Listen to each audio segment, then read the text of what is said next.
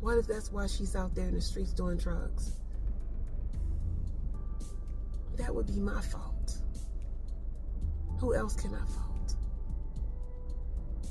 Anyway, I hope you enjoy. Whatever. What's up, y'all? I am heading to get my hair corn rolled. Or should I say corn roll? And corn rolls. So who came up with that? How is it a corn roll? It's got to be Southern. It's got to be like maybe African. However, I'm gonna have to look that up. So hopefully my phone don't fall off of the thing that's in the mirror. You know, the thing that's holding my phone up. I hope it don't fall off. If you do, I'll pick it back up. So guys, so I washed my hair and I twisted it. And it's been twisted for about 2 weeks. And I took it loose and it was really nice, right? And then but I didn't think about doing something to my hair. Like it was gonna look nice when I took the twist out, but it actually looks really nice. It's really full and it's very defined. Very defined. As far as the wave curls from the twist out. So I really am thankful, and I started to change my mind and say, hey, you know what, I'll just wait a week and wear my hair like this, you know, but I decided I'm just gonna go ahead because I don't want to waste the hairstylist time, because she put me in at the last minute. And so I just want to give, you know, make sure she, you know, do unto others as you would have them do unto you. And everybody's time is valuable. We should value one another. So I just wanted to share with you guys, the reason I popped on here real quick is, you know, I've been thinking about my daughter who has abandoned my grandson, okay? And the struggle is real. The struggle is real on all parts, meaning, you know, whatever she's going through, I'm sure she's not happy. I mean, it's almost 3 years.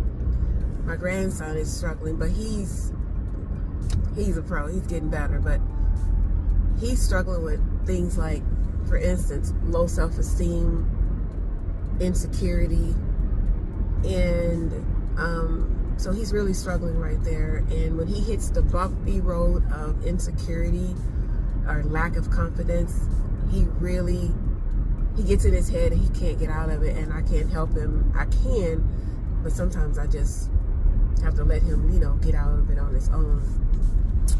And I do pray that, you know, he come out of it. But we know that the enemy is the cause of stumbling blocks. And my prayer is to be able to help him and not be defensive when he's in his offensive mood. I guess that's the word. So the other reason I wanted to pop on here and share with you guys is that while I was thinking about my daughter,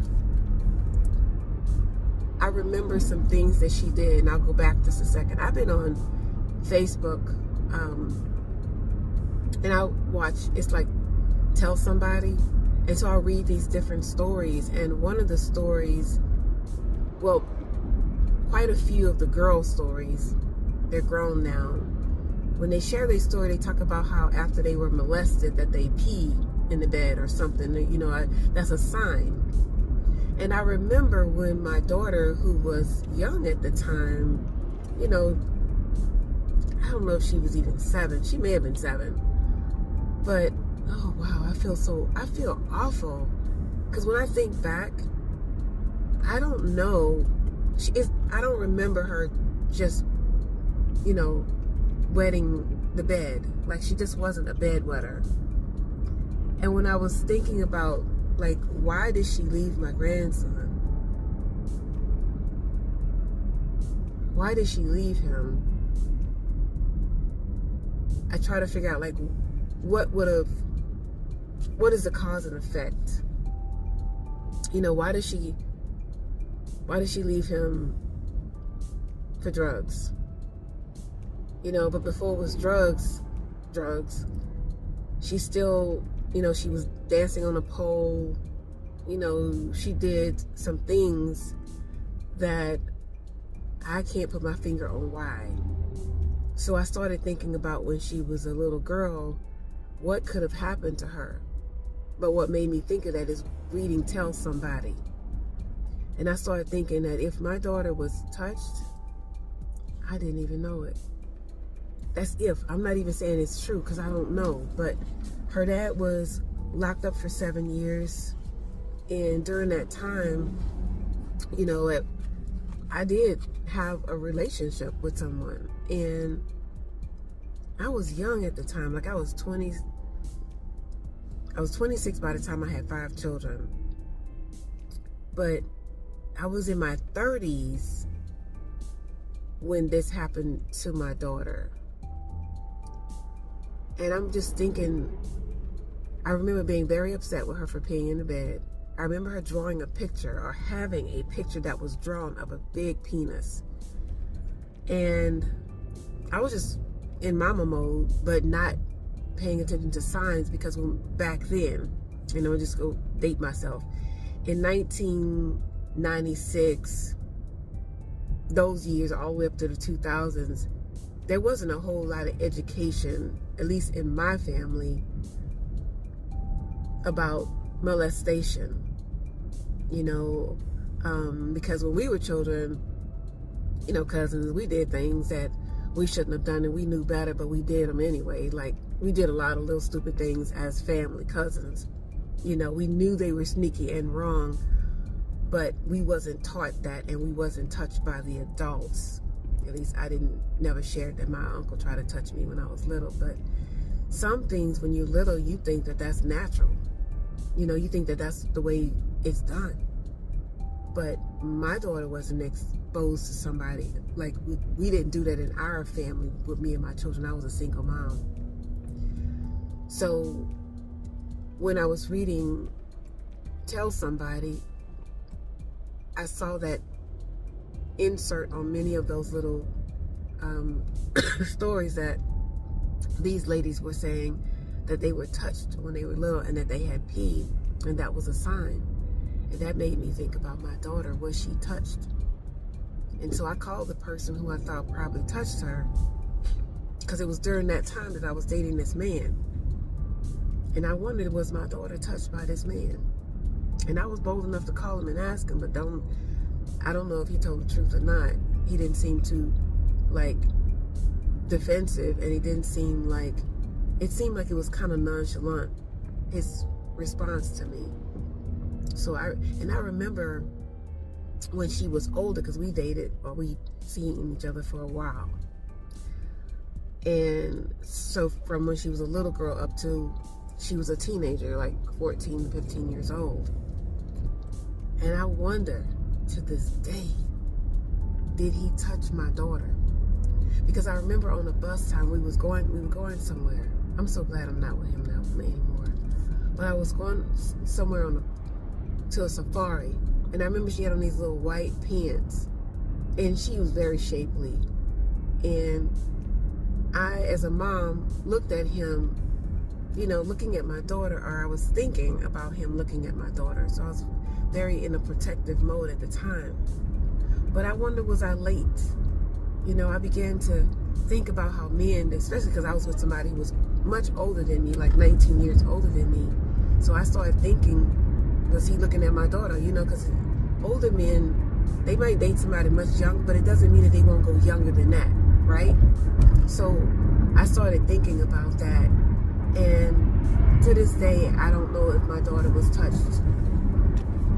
And now she's out there dancing on a pole, and I probably won't know, you know, until she decides to tell me, if it was even true. But I'm here to tell you mothers out there, please, if you're a single mom and you go out and you date somebody, don't just bring that man back to your house. I didn't just bring him back to my house, but eventually I did, right? Thinking I knew him, thinking because he was a man of God, thinking, you know, that everything was good. But what if he was getting up in the middle of the night touching my daughter? What if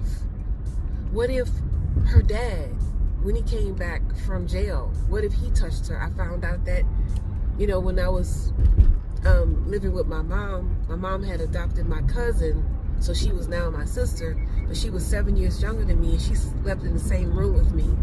And when he came and stayed with me, I never thought about him touching her, you know? So I feel like I missed a lot of things. So I'm just here to say to mothers and to watch your children. And if they tell you that somebody touched them, you need to investigate that. Don't ignore your child for a man. Don't. He ain't worth it. But your child is. Your child is worth the attention that you can give them to let them know that you hear them. You know? Ain't no man worth the blood that he shed touching that would make my daughter or your daughter shed blood from innocence.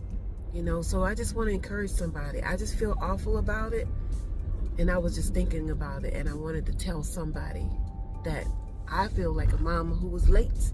I don't know if what I'm saying is, even if me putting these dots together are true. Like I don't have the evidence because she's not here to tell me. But it's the things that she did. It's one time I saw her when she was 7. I do remember this. I woke up in the morning, and you know those, at the time it was Nintendo, the joysticks, they were with the little cords still stuck to them. When I woke up one morning, she had that between her legs. I never would have thought that, and now I do. What if she was touched? What can I do now? If she was to come and tell me now, I would embrace it, but I feel so late. And I would like to be able to tell my daughter, I'm so sorry. I'm sorry if I was blind. I'm sorry if I was blinded and you was touched by a man who I allowed to come in our house. What if that's why she's out there dancing on a pole? What if that's why she's out there in the streets doing drugs? That would be my fault. Who else can I fault? Anyway, I hope you enjoy. Whatever.